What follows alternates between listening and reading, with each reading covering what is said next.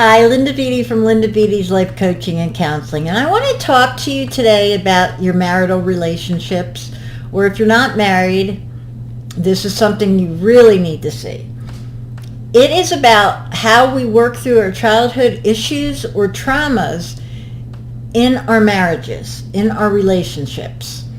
So, if you have childhood trauma or issues and you haven't done the healing work and you haven't worked through those issues, then chances are you're going to pick a spouse and you're going to end up with someone who somehow has some of those characteristics and traits, so that when you get married, you have basically a second chance to work through those childhood issues. Now, this is all subconscious. This is all underneath the surface. This is not something you can consciously look at and say, okay, that's what I did. That's what I purposed to do. No one would purpose to have abuse in their childhood and then take it into their marriage. It's not something we would consciously do, but it happens all the time.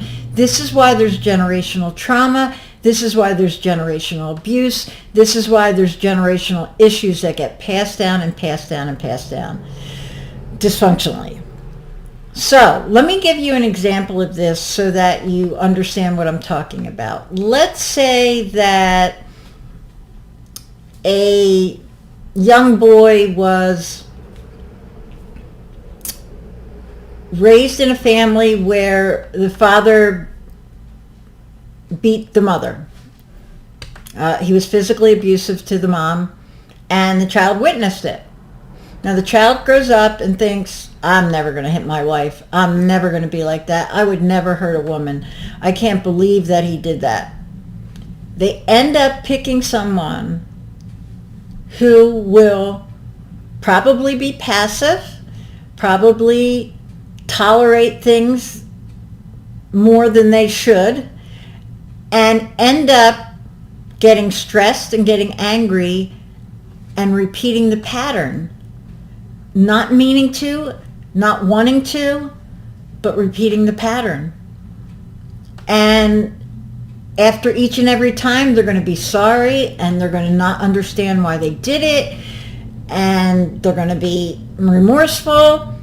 But when the tension builds and the stress builds again, it will happen again. And that's just one example. Let me give you another one. Another one is, let's say a child had a narcissistic parent, and they hated it. They hated the way the parent treated them, and they say to themselves, I am never going to be with a narcissistic person. That's the last kind of abuse I ever want to tolerate. They're going to end up picking up someone who has narcissistic tendencies. It may not be overt, it may not be out in the open, but over time, these traits will start to come out, these characteristics will start to come out, and they will say, oh my gosh, how did I not see this? Where were the red flags? Why didn't I see it? And honestly, if they truly look back when they were dating, if they truly look back, they will be able to see it. But hindsight is 20/20, right? When we're in love and we're dating, we disregard those red flags. And this is very, very important, especially if you are not married yet.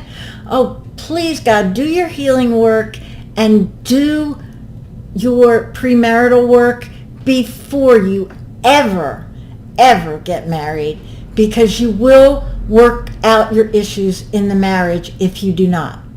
So the first thing you need to do if you find you're in a marriage where this is happening, the first thing you need to do is start your healing journey. You need to start working through your childhood issues.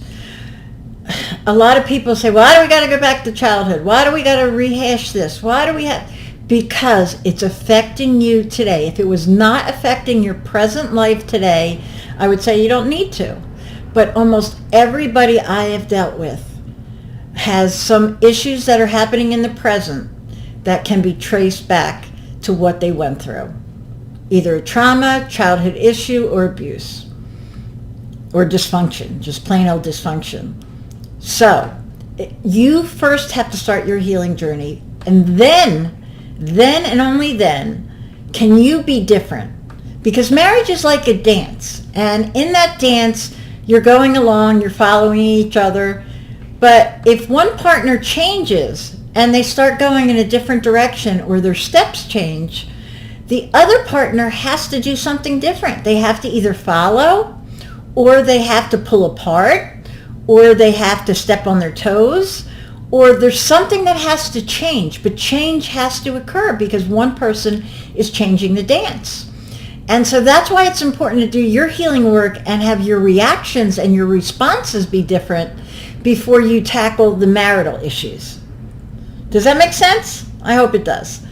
Because this is really, really important stuff. And it's how we stop generational trauma. It's how we stop generational patterns. It's how we stop generational dysfunction. Please hear me. It starts with you. You can only do what you can do. So start that healing journey. Reach out to me today. Linda Vitti at Linda Vitti's Life Coaching and Counseling. Find me on Facebook, Instagram. Subscribe to my YouTube channel. Message me on Messenger. Find me on TikTok. I will respond to you. Okay? Start your healing journey. And if it's affecting your marriage, then do your marital work. And if you're not married yet, please do your healing work first and do premarital counseling. It's so important. Okay? We'll see you next time. God bless.